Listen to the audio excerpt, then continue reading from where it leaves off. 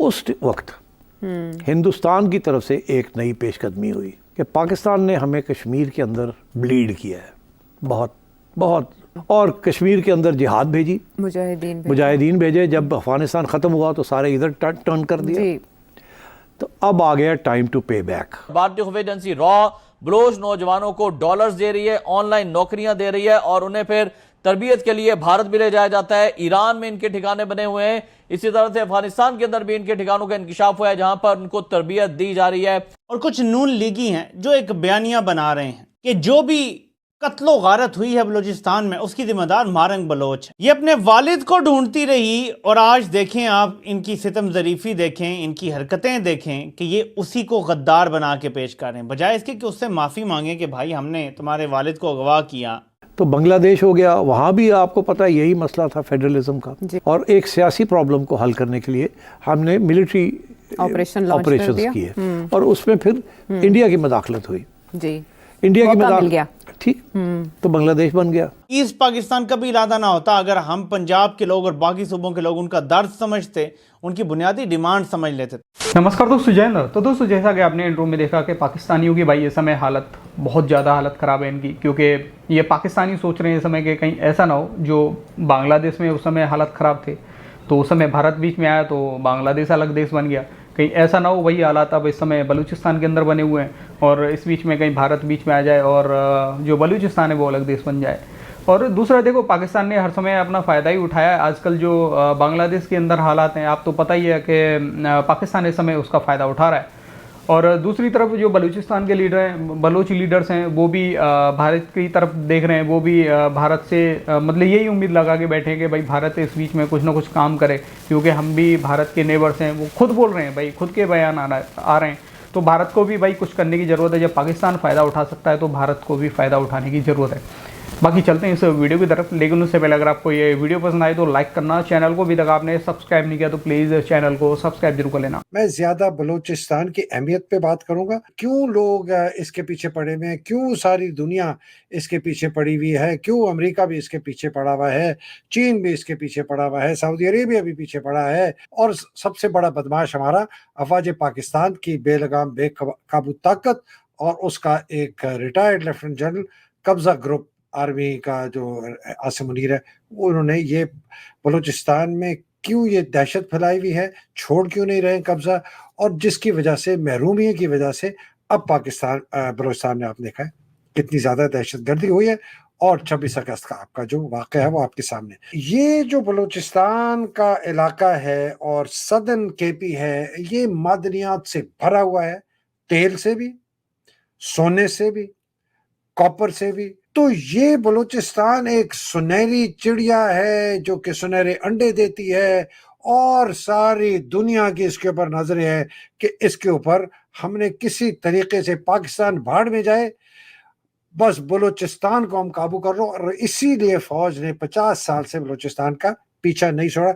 ये जरा आप थोड़ी सी कॉन्टेक्स्ट समझ लें, ये बलूचिस्तान इतना इंपॉर्टेंट क्यों हुआ है। मुझे आप ये लोग बताएं, मुझे आप ये बताएं, पाकिस्तान में इतना बड़ा सानिया हुआ है जी, जिसके जिम्मेदार ये आपके सामने है, और एक फौज में आज ही आईएसआई का DGI को चेंज होना चाहिए था। अगर आसिम मुनीर में कोई गैरत होती, गैरत की नाम की तो चीज इसमें है नहीं, इसमें गैरत होती है खुद इस्तीफा देता।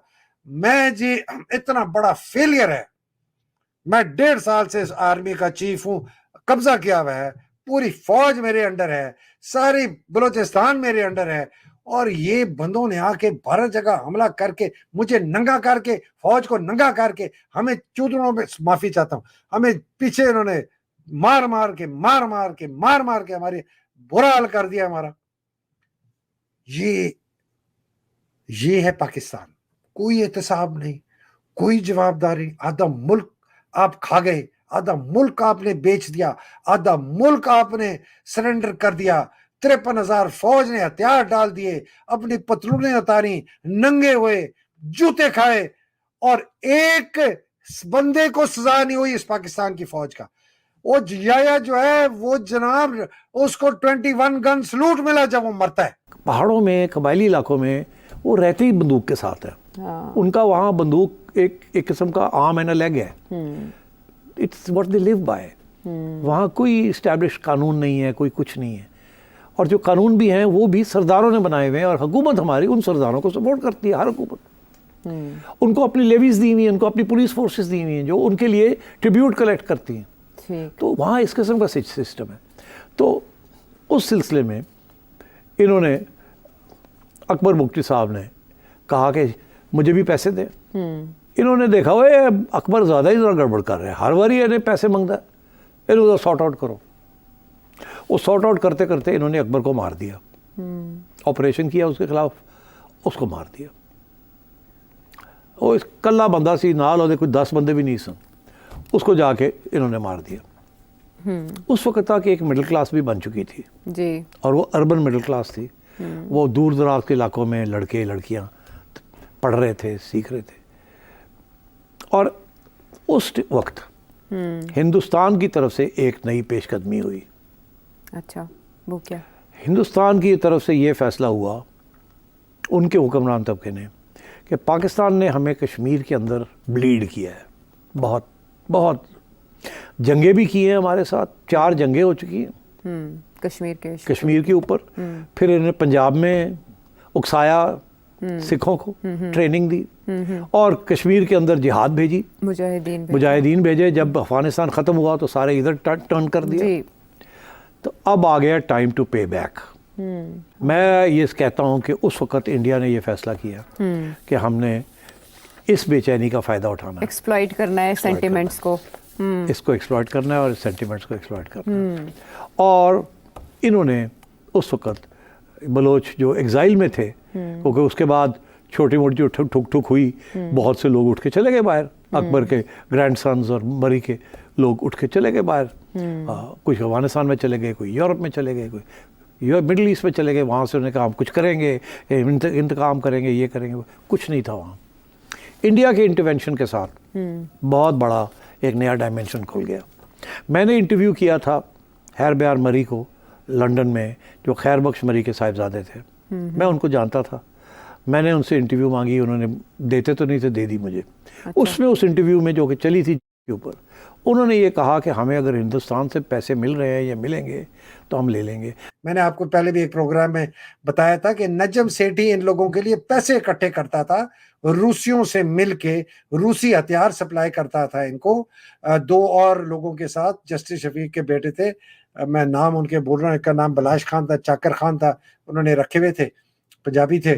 तो और ये तीसरा ये था नजम सेठी।